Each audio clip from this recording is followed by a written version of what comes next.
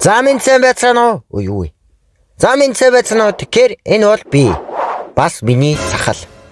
Би баг байхдаа сахалтай болохыг их мөрөөдөг байлаа. Сахлаа эмрээд л үнэхээр гоё гэж боддог байсан юм.